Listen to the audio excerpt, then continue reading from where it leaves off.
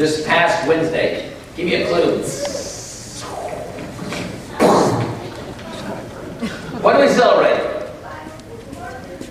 4th of July, yeah. It's a great day. 4th of July with the fireworks and the picnics with the great food, and especially the day off from work. All those great stuff. You know, Father, that's always a lot of fun. That's a fun day. Yeah, it's a great celebration of who we are as a country. Yes, it is. Because it was a day in the history of our country in the year 1776 that we claimed our identity as a great nation. But have you ever wondered what makes us great? I mean, I can think of a few things.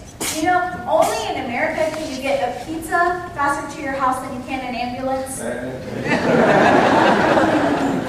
Yeah, and only in America can you go to a drugstore and make the sick people walk all the way to the back to get their medicines, while the healthy people can go to the front and get their cigarettes at the front of the store. You know, only in America do we keep our cars worth thousands of dollars in the driveway, but we keep our junk in the garage. And how about this one? Only in America do we buy hot dogs in packages of 10 and hot dog buns in packages of 8. Doesn't make Kind of sense. funny little things, only in America. But America is great because from the very beginning, we were formed as a nation that believed in God. As a people, we were asking Him, be our God. Bless us abundantly. Lead us as your people. That was our identity from the very beginning. Yeah, I remember studying that in school. We were to be a nation built on our faith in God. But lately, what I fear is that we're moving away from that. It's like we're forgetting who we are as a nation. Let me explain. This is a true story about a teacher who worked in the public school system, who walked into her classroom about 15 minutes before the class was to start. And she saw a group of boys in the corner, and they were on their knees, and she got a real concerned look on her face. She asked them what they were doing, and one of them said, "We're playing poker." And she says, "Oh, thank goodness. I was afraid you were praying to God." Oh.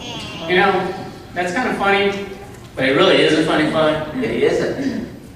The laws of our land are now saying that we cannot pray in school. The laws of our land are also saying that the 10 Commandments cannot be put up, which is God's law, on government property. They say that we have to leave our faith in God out of the public. But Father, I mean, that goes totally against what made us a great nation in the first place. It leaves behind our true identity as people who believe in God. Yes, it does.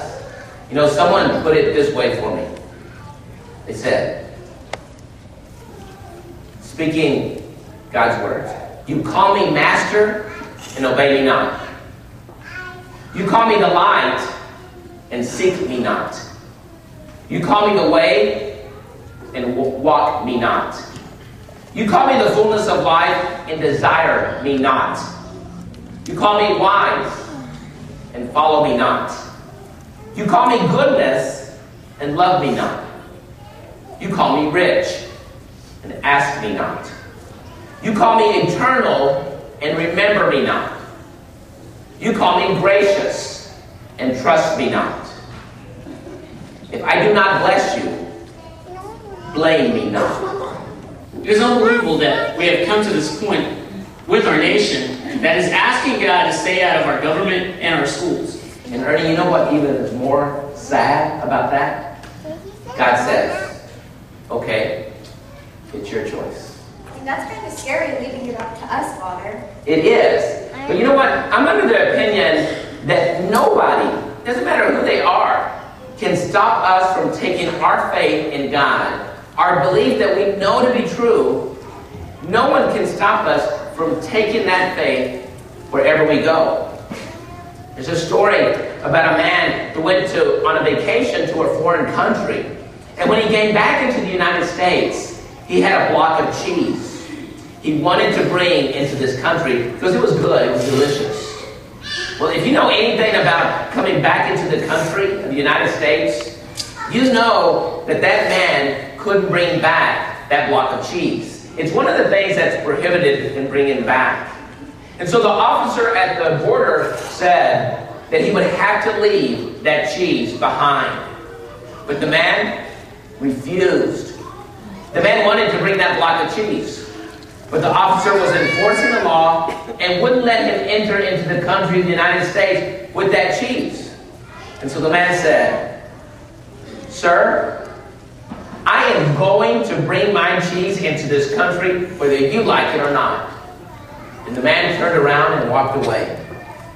About 30 minutes later, the man comes back and the officer said, "Did you get rid of the cheese?" And the man said, "No. The cheese is coming with me into this country. I ate it." You know, the man, in his own way, got the cheese into this country.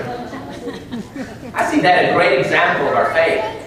That's the way I see our faith in God. We can take our faith in God wherever we go. So, in other words, no law can keep us from bringing God into a public place, like government buildings or school. We simply take Jesus, who we consume through the Eucharist, and He's with us wherever we go.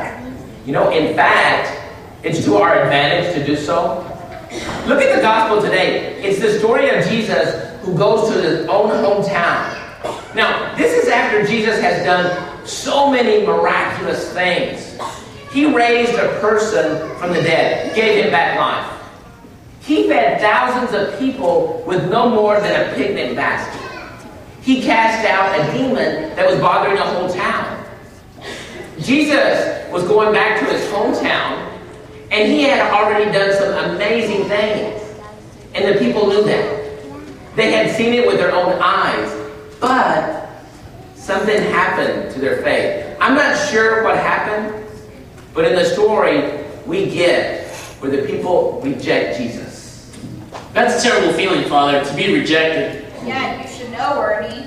Danielle, let's be quiet about that, alright? What do you mean, Danielle? I'm just saying, Ernie knows what it feels like to be rejected. Really? Yeah, let me tell you about it, okay? There's this one time when I set Ernie up to go on this date with someone he had never met before. A blind date. Well, have you guys heard what Ernie does on blind dates? Ernie? Tell him what you did. Okay. I'm not proud of this, Father, but I'll tell you. So, if I don't want to go on this blind date, I'll figure out a way not to go on a date. Sure. So, this is what I do. I'll go to the house, knock on the door, ring the doorbell, whatever, and when she comes down, opens the door, I'll check her out. Now, if she's cute and it's all good, then I'll be like, alright, let's go. But, if she's a little bit on the ugly side, then I'll do this. And then she'll be so concerned, and she'll ask, what's wrong, and I'll be like, asthma. And so then, therefore, the date will be called off. And I know it's cruel, but it's gotten me out of a lot of blind dates, Father. Those dates that I did not want to go on, and yeah. Well, the other day, Ernie's all set up to go on this date, right? And he goes to the doorbell, he rings it. And to Ernie's surprise, she comes out. She's the most beautiful thing he's ever seen in his whole entire life. He stands there in awe and he's speechless. He just stands there. Well, the girl took one look at Ernie and she went,